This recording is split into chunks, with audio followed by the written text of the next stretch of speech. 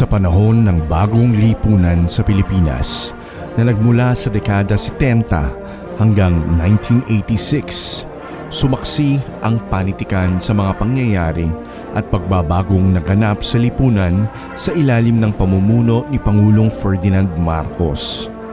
Narito ang isang pagninilay-nilay sa Philippine literature sa panahon na ito.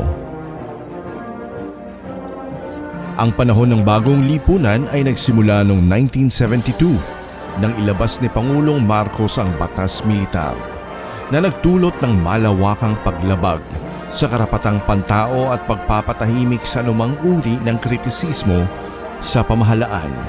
Sa ilalim ng rehimeng ito, maraming manunulat, makata at iba pang alagad ng sining ang nagpahayag ng kanilang saloobin sa pamamagitan ng panitikan, kung saan ang kanilang mga akda ay nagsilbing liwanag sa mga suliraning panlipunan at politikal na kinakaharap ng bansa. Sa panahon ng bagong lipunan, ang mga anyo ng panitikan tulad ng tula, dula, awiting bayan, radyo at telebisyon at pelikula ay nagpatuloy sa pagiging mahalaga sa pagsasalaysay ng mga kwento ng mga Pilipino. Maraming mga makata ang nagtatanghal ng kanilang mga tula bilang pahayag ng pagtutol at panawagan para sa pagbabago. Ang mga dula at pelikula naman ay naglalarawan ng mga kwento na sumasalamin sa mga karanasan at pagsubok ng mga Pilipino sa panahon ng diktadurya.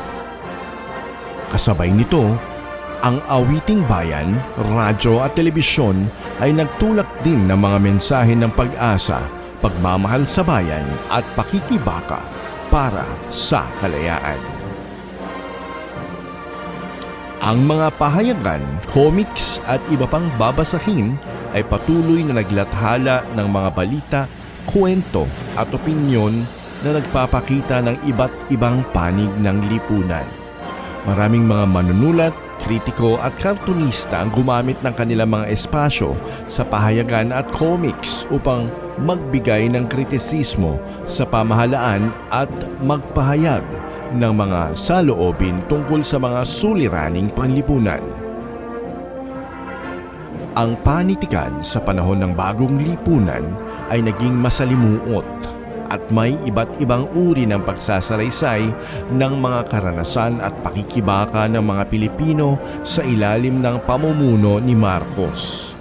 Maraming mga akda ang nagsilbing saksi sa mga pagbabagong naganap sa lipunan, tulad ng pagsusulong ng demokrasya at kalayaan mula sa diktadurya. Gayun din, ang panahong ito ay nagbigay daan sa pag-usbong ng mga bagong boses at pananaw sa panitikan, kabilang ang mga akdang feminista at mga akdang nagsusulong ng karapatan ng mga mahihirap at api. Ang panitikan sa panahon ng bagong lipunan ay nagpatuloy sa tradisyon ng pagiging isang instrumento ng pagpapahayag ng damdamin at kritisismo, pati na rin ang paglalakbay ng mga Pilipino tungo sa tunay na kalayaan at katarungan.